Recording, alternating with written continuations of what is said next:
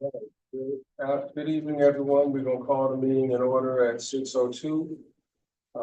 Eric, Commissioner, can you take a roll call for us? Sir, Chairman Johnson, Present. Commissioner Curtis. Here. Commissioner Watkins. Here. Commissioner George here. We have Chief Hollowell and Chief McMahon. And if everybody else, and I'm sorry, Honorable Mayor Linda McDonald. And then if everyone else can just state their names, obviously Director Lackey as well. RJ Watkins. You already here. You good? Good, bro. Everyone else that's here that I didn't call. On that end right down there. Tell Thomas now. Detective Paul Thomas. Eric Monroe. All right.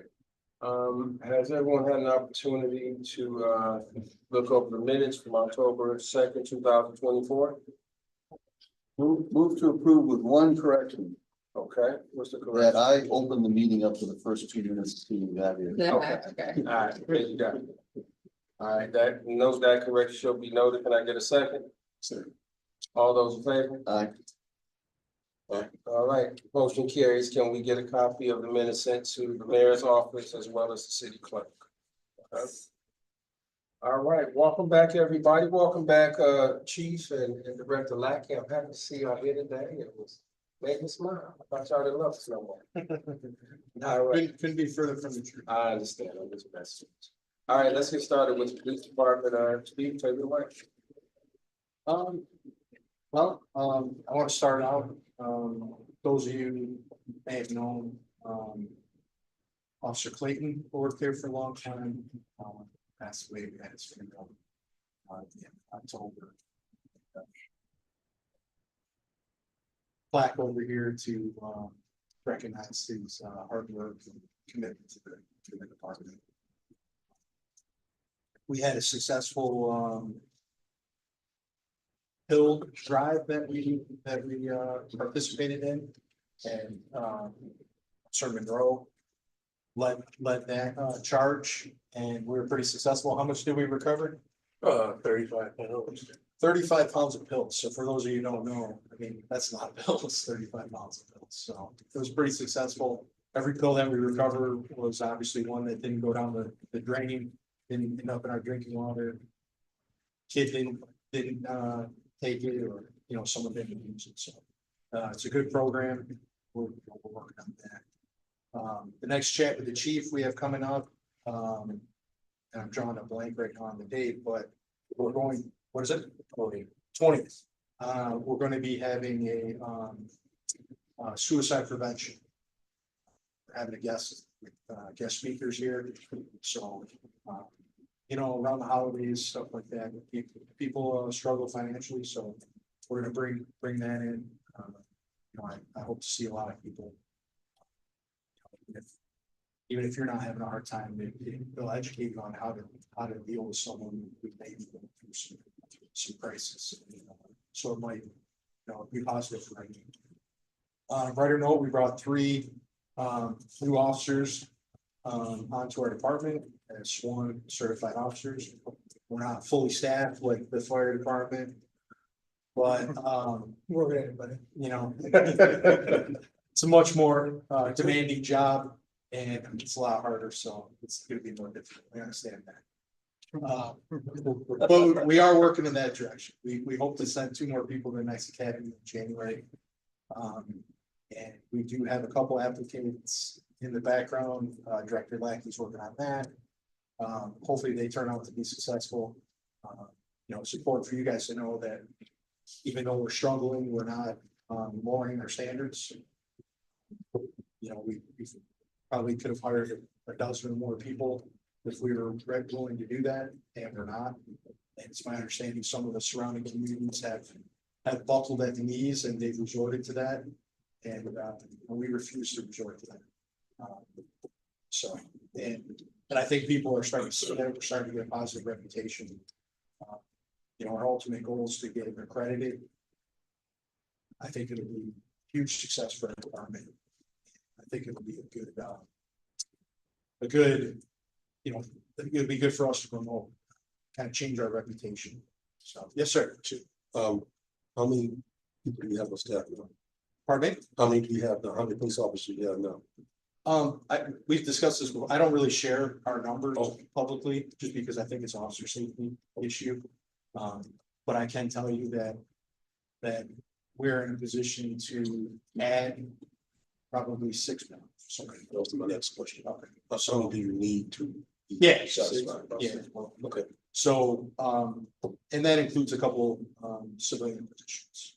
So if we can hit those numbers, then we'll be on board, and hopefully, we can start restoring some of our traffic bureaus and things like that.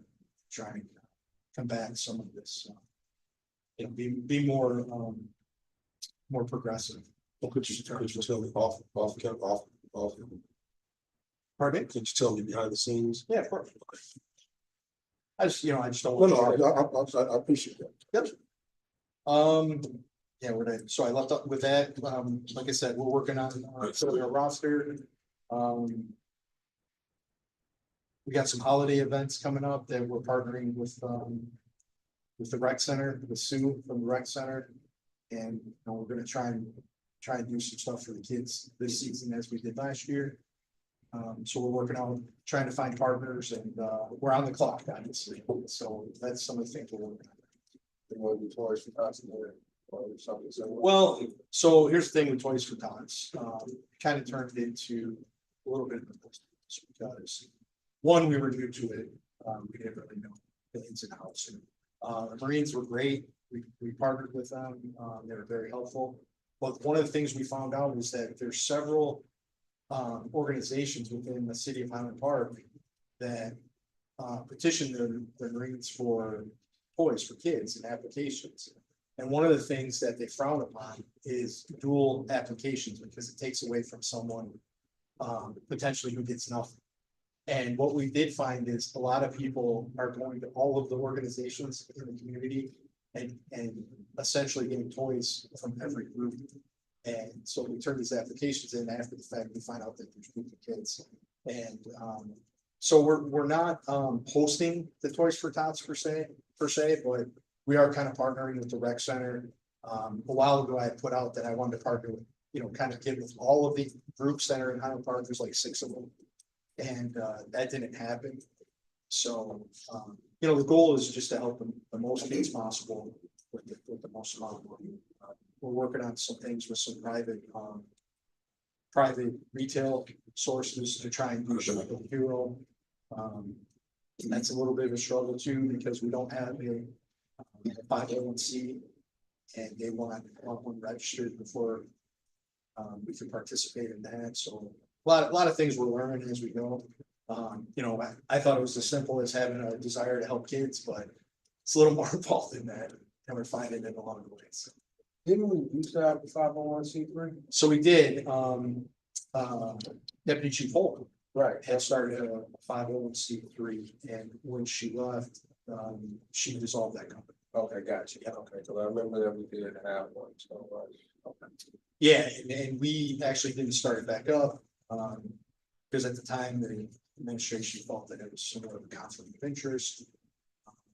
And we've since found there are ways to legally do that. Put a board together where there's participants that oversee it. That way it's all on, and not to say that hers wasn't up and up, it totally was, right? You gotta just have more members, so there's more oversight. And that's kind of what we got.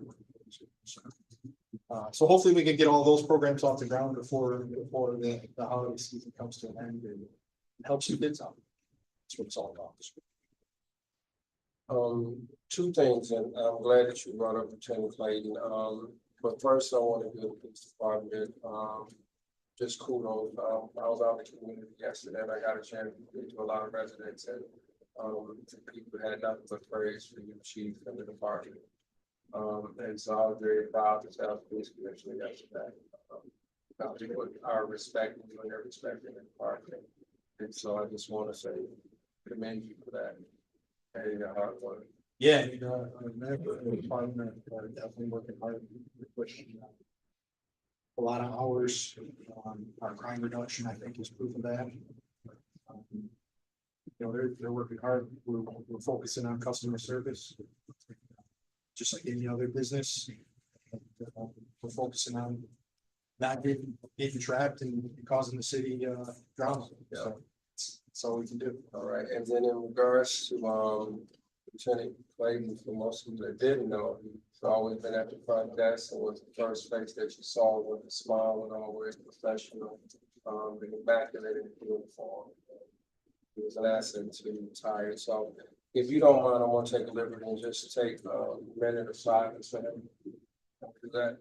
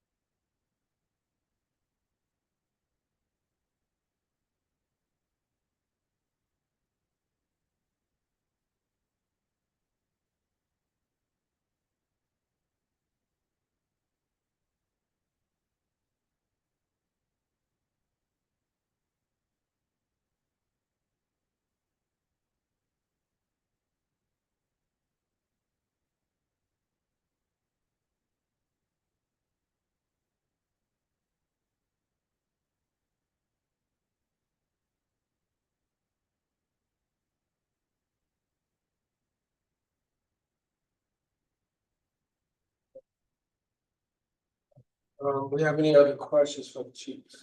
One thing, I think would haunt me in my sleep if I didn't correct you. It was Captain. Captain, oh, we got both captains. Sorry, yeah. Let's correct that, please. All right, That's it. all right. Yeah, Chief, and I'm sure that you know, interim Chief Bedison. He's a dear friend, and I don't think he's gonna be interim very long. They're gonna drop that real quick. So if there's anything you need from the Detroit Police Department, I'll be happy to help out. That's great. Yeah, we were in some discussions, obviously prior with Chief Blake. With some partnership opportunities, working on some of the things that we implement. So we'd love to continue that relationship, of course. Any other questions? Chief, I don't know if we got back. Sorry. Oh, actually, yeah, thank you for reminding me. This week we have, sorry, to get off course. This week all of our officers are going to be going through mental health, first aid. Which is, one of the first steps to the, crisis intervention training. It's, our first step is an 8-hour course and, you know, the officers learn a lot in how to respond to people in crisis. And, so we are focusing on that.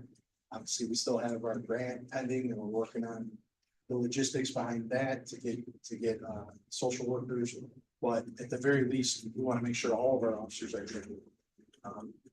That's one of the things that I discovered at the city of Detroit is they constantly call for mental health cards to respond to runs, and if they're not available, sometimes these runs get diverted or delayed.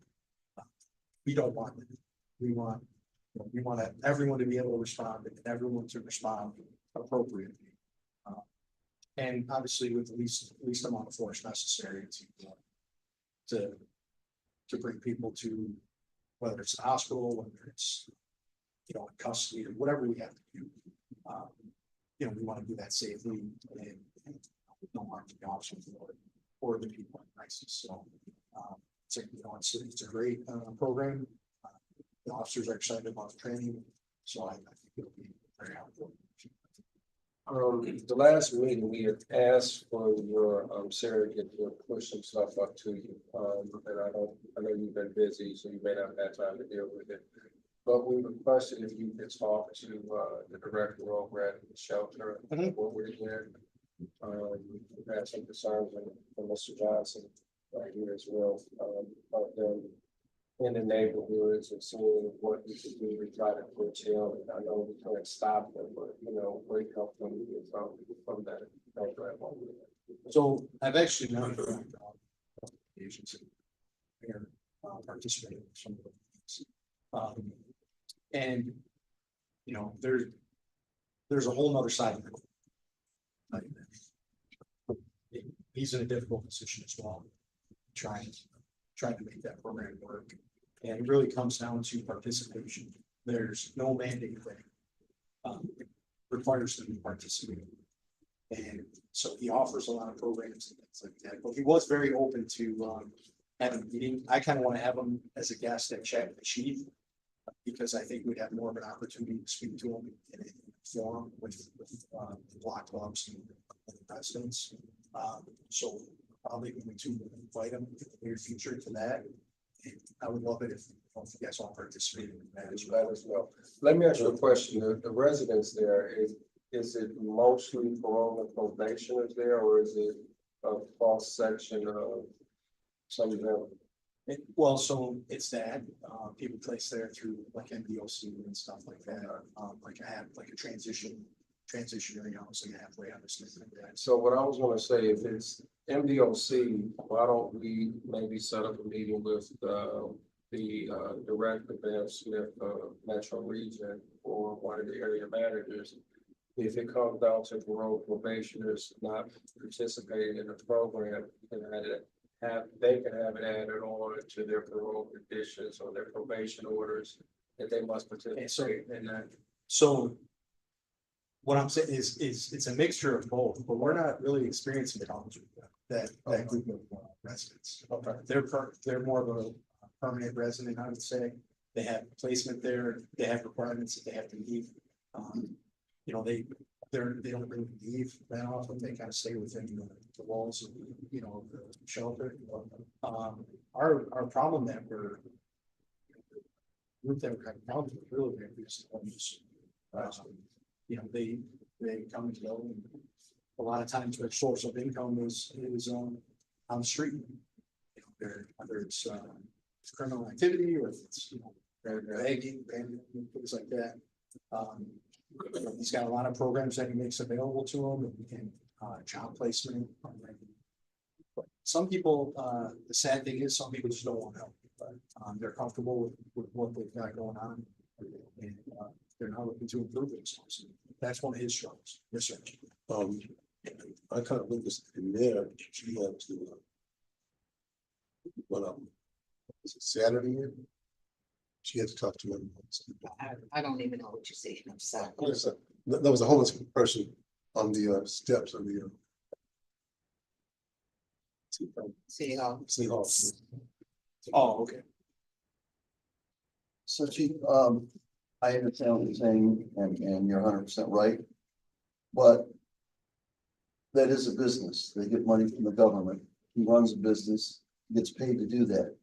I run a business. My customers were causing a problem for you.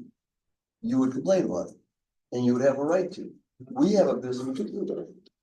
So I think that we just can't solve problems. There's not a lot he can do. There is. He's getting paid to do that. That's his job. He's getting federal or state money. Mhm. So there's got to be some restrictions on that money. Otherwise, close it up.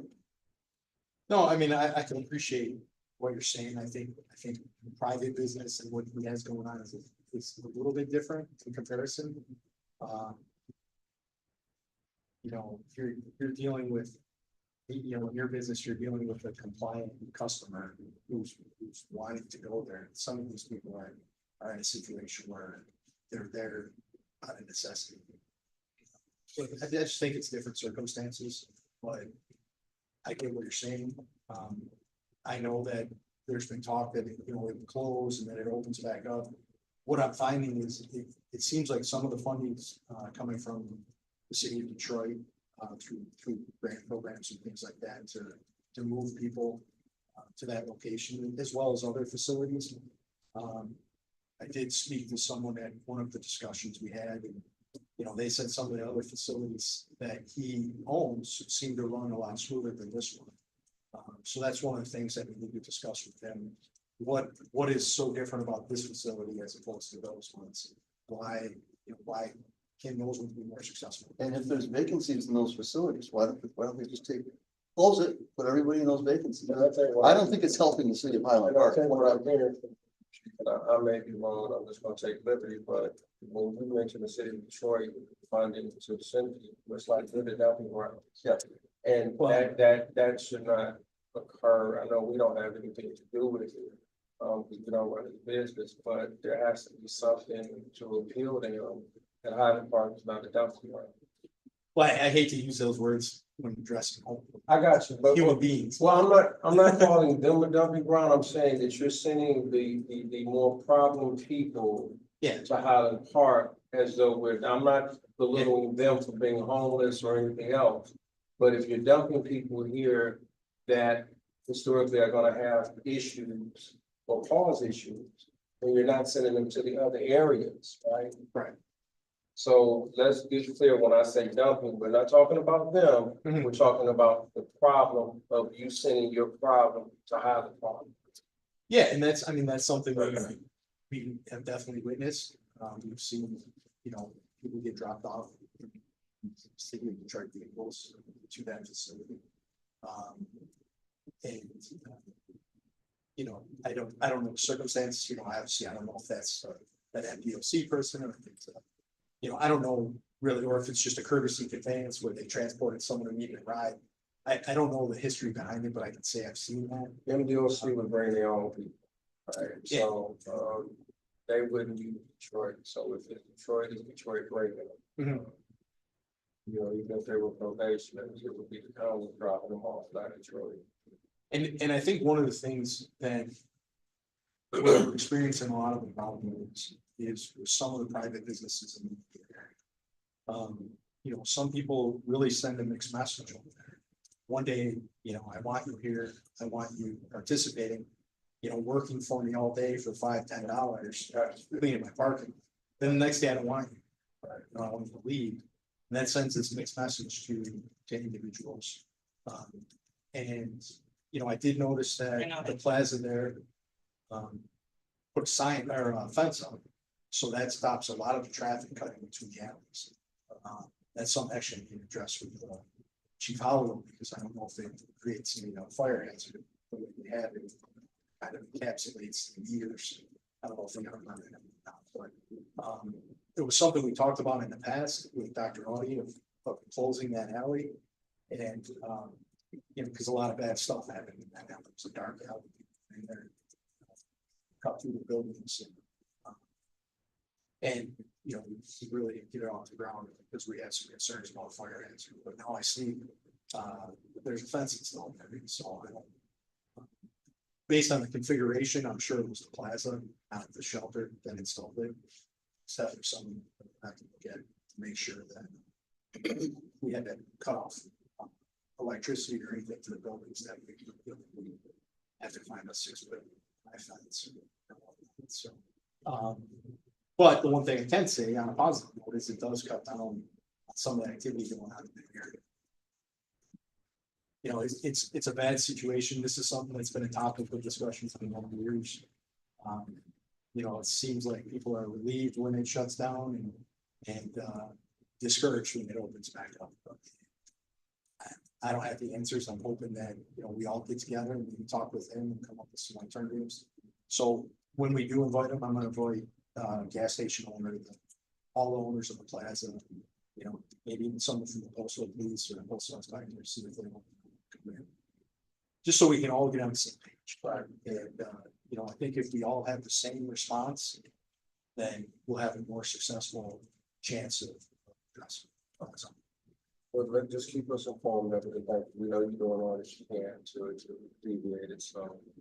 And let me just add this, I know I kind of stated this in a previous meeting too, because obviously in my daytime job, I also work for a shelter, so I understand the funding and the mandates and stuff that you cannot mandate, right?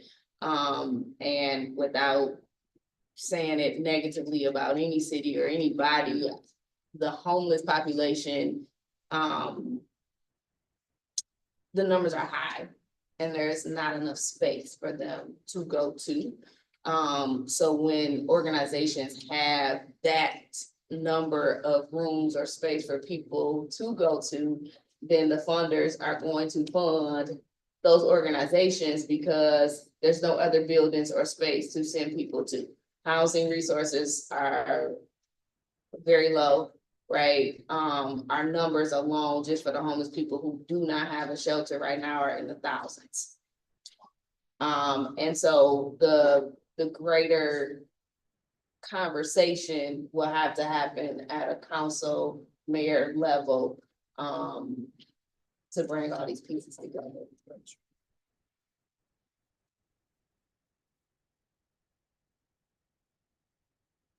All right, any other things for the chiefs? All right, let's move on to the fire department. Yes, sir. Just so you know, the 501c is available. Oh, okay. I'm sorry, I missed that The too. 501c3, the fire department has one, it was still the chief is available. to the police department. 3 for me, as usual. Our manpower level is perfect right now. We're not dealing with any issues of significance. We have been pumping the hydrants in the city. We've been working hard with the water department. The problem that we've been having is we're pumping area, contractors are coming behind. They're putting up these hydrants and not telling us. We're going back over and over and over these hydrants over again, but they're not telling us. So I am working with Derek with that from the water department. So he will contact me. Is that causing a problem with the water pressure? Not so much as pressure. If it freezes over, then we're getting to that point. It's still warm out. Why would it freeze? Turn it off, turn it on, turn it off, The barrel that you see up top, the hydrant itself, don't drain it. water is sitting in there all the way up to there. We drain that out because if they leave it there, the pipe busts, it expands. So they've been doing a lot of that, and we have to keep going behind them to make sure they didn't. So, I saw a contractor. I know they had a permit. Are the other companies required to get a permit, just so you have knowledge that they should turn it on? They should have a permit, and just so you know, there's only one legal vendor with a license for that now. Oh, okay. So anybody else, only Detroit tapping into it for their street food supervisor. So if you can send us an email on that, because that's kind of one of the things we check, like you have a permit to tap in the water, and they always show us some document. We're like, okay, what if there's only one vendor? Let us know what it is. The Devil's Night was the haunted house was a success up until the very end. I let the mayor respond to that part of it. But no, it was a success. We had over 230 gifts that came through. So did good. Devil's Night or Angel's Night, we had absolutely nothing. Nothing.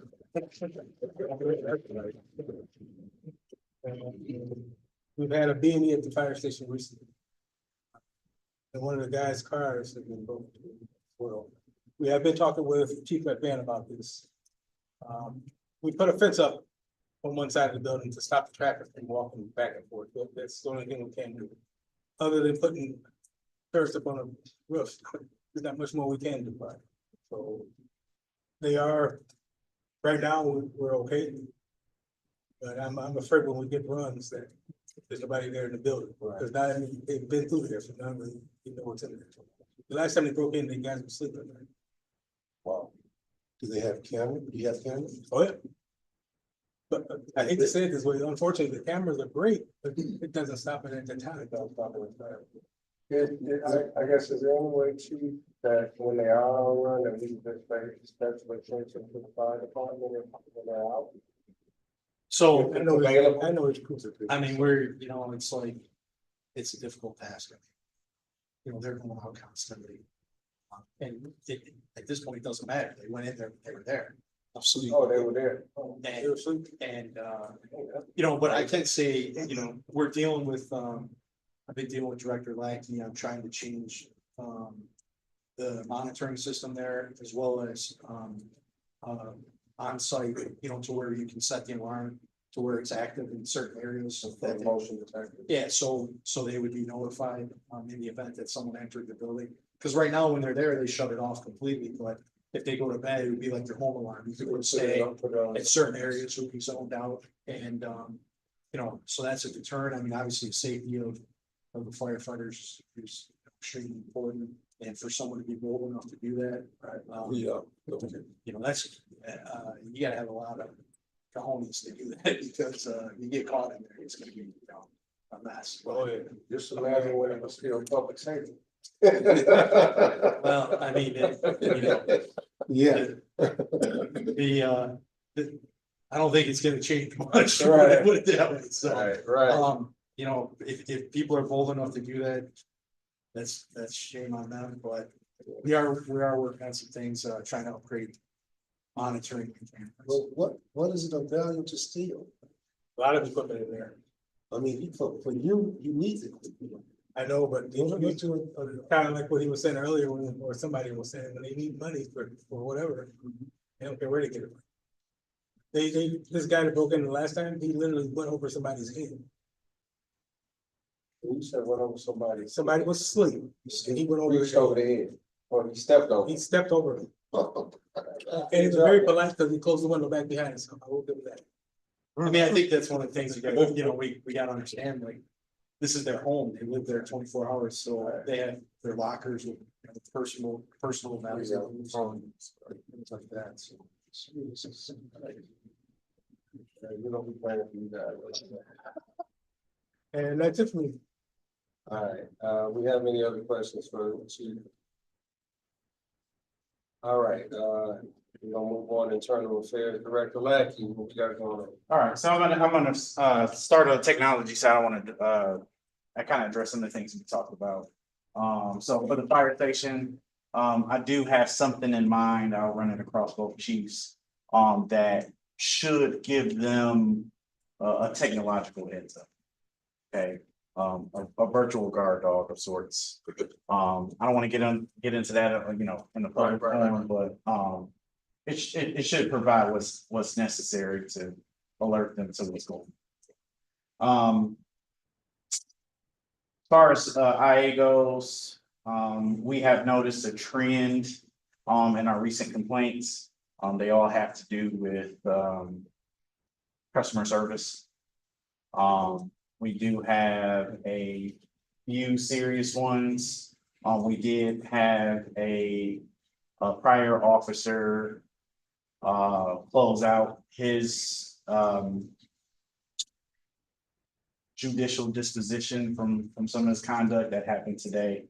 And we are continuing to enforce our policy and execute in best practices. So that's all I got. So what did I know? Let me turn to fire somebody quit, As far as what? what you just said. Yeah, we dealt with that a couple months ago, RJ. Yeah, that person resigned. Do we have any active community complaints right now? Where are we at with that? So we have 4 that are active and we are dealing with them. One of them is a little bit more serious than the other ones are. The other 3 are demeanor, customer service kind of issues, and then one's a use of force that we're dealing with. When we get opportunity, can we forward those complaints, sure, take a look at them, email them to us and just take a look at them. Okay, any questions for Director Black? Thank you. Thank you, Director Black, appreciate you. You know what, why I got this? I want to bring up a point.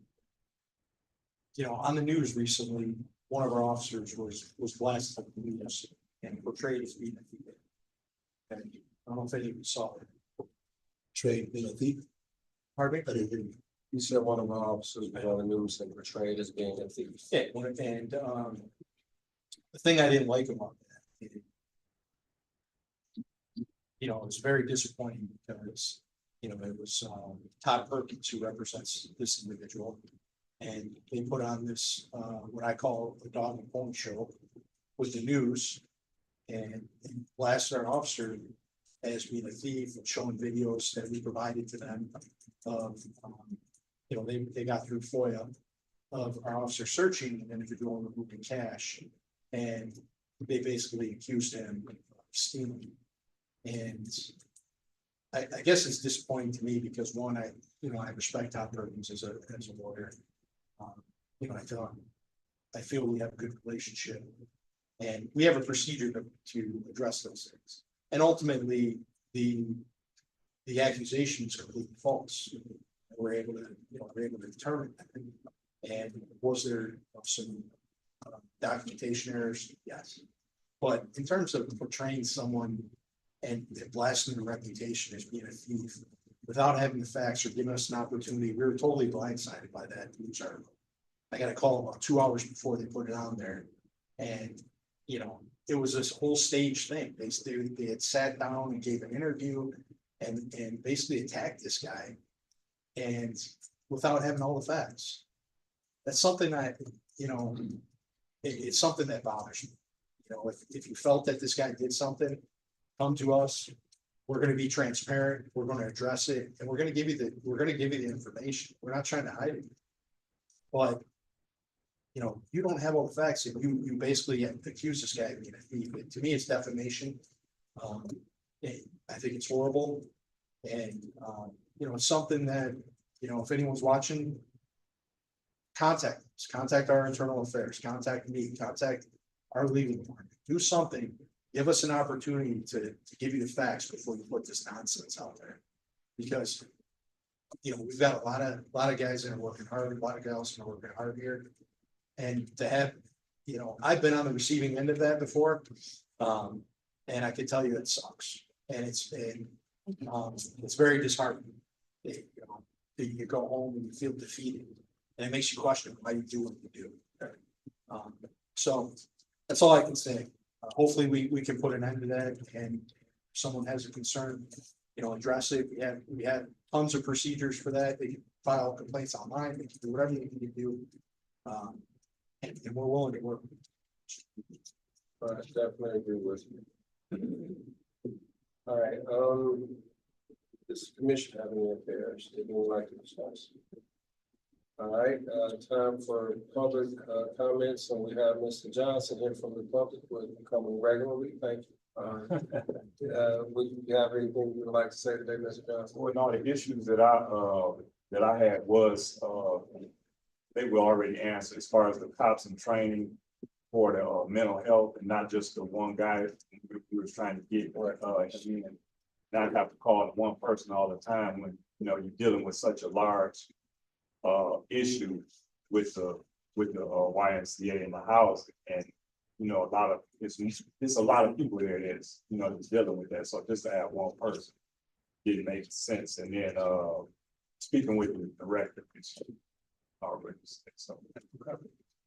All right, well, thank you. And with that, you know, we're coming up on the holiday season. Want everybody to be happy, spend some time with the family, safe, and don't eat too much.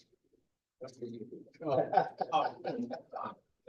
All right, with saying that, can I get a motion to adjourn? We got one Oh, more. I'm sorry, Madam Mayor, I'm sorry, I thought you didn't want to say that today. No, I didn't want to answer that. Okay, The chief gotcha. question, because I already knew what I was gonna say. I just wanted to let everybody know that we're having a toy drive. We are.